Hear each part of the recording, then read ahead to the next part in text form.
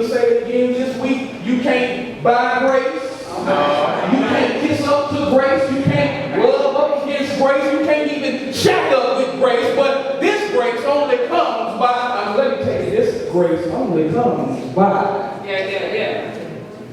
Christ Jesus. I'm starting to get a little happy because I had a flashback and I thought about what God has truly done for me. And I thought about the reason I'm saying it ain't about being the pastor of the St. Luke A.M. Zion Church. It ain't about that. It's about being one who knows grace.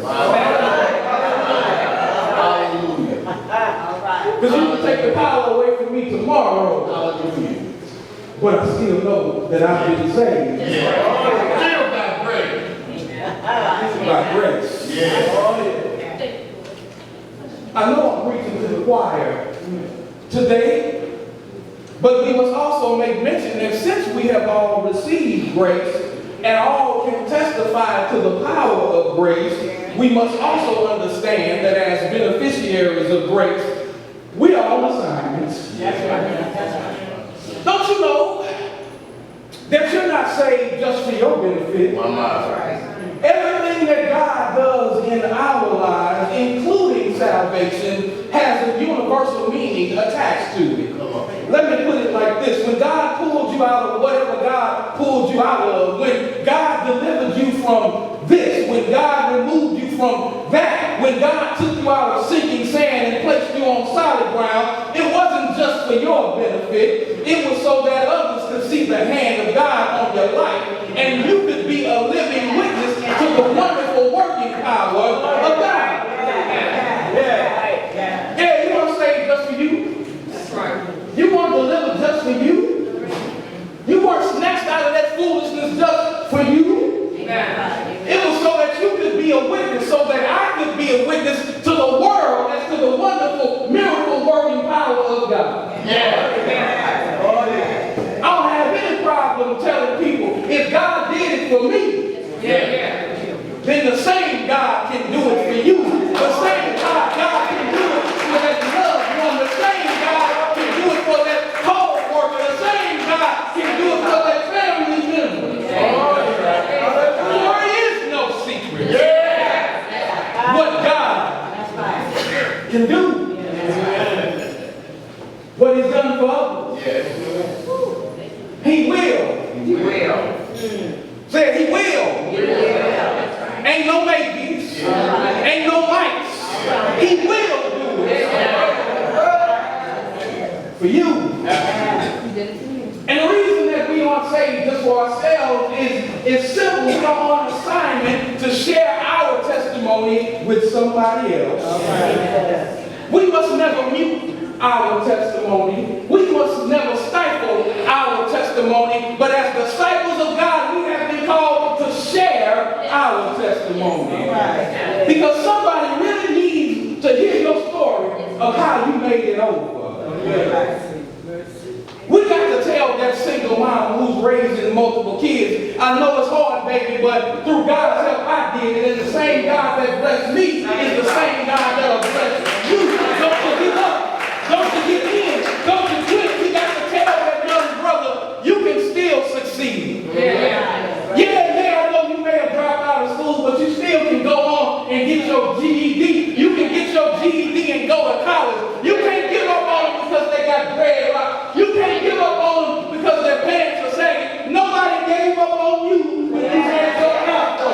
Nobody gave up on you when you had that comb in your head. So you can't tell this young brother that his life has no meaning. The devil is a liar.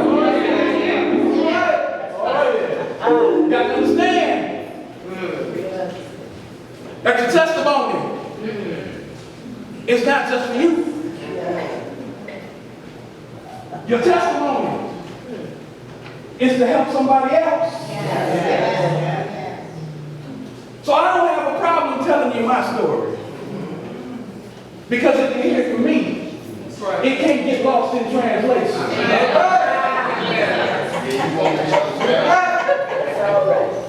Because I'm a living witness each and every day. I got to give God praise because I know where He brought me from. If we can take a young boy who hated the church,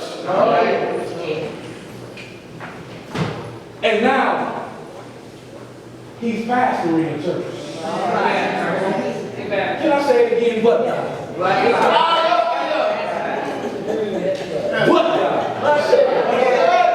When all hope seems to be lost, but God. When people try to give up on you and count you out, but God. And so I share my story. Yes. Because God has me on assignment to help somebody else. Because if I can help somebody along the way, you know the song, then my living won't be in vain. I know that there are about 25 to 30 people in this place with a for real testimony of who they used to be and what they used to do and what they were delivered from. And just by the mere fact that you can throw your hands up in the air today, it lets you know that God never leaves his children. Oh no. And here it is, family. The assignment that we're on is not just limited to the four walls of the church. The assignment that God has us on is a kingdom assignment. We have been called for such a time as this to be ambassadors for Christ, reaching outside the doors of the church and spreading the good news of the gospel without hesitation and without fear. I'm just dumb enough to believe that if we do our assignments that's been called out by God, and if we work our assignment, God will give the increase.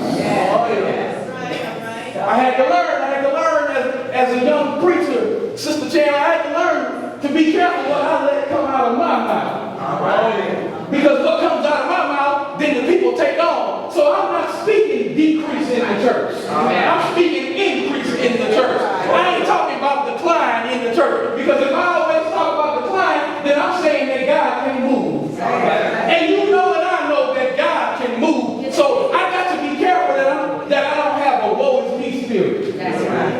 Oh, the church is going down. The church is not what it used to be. The devil is a liar. That's a good thing because the God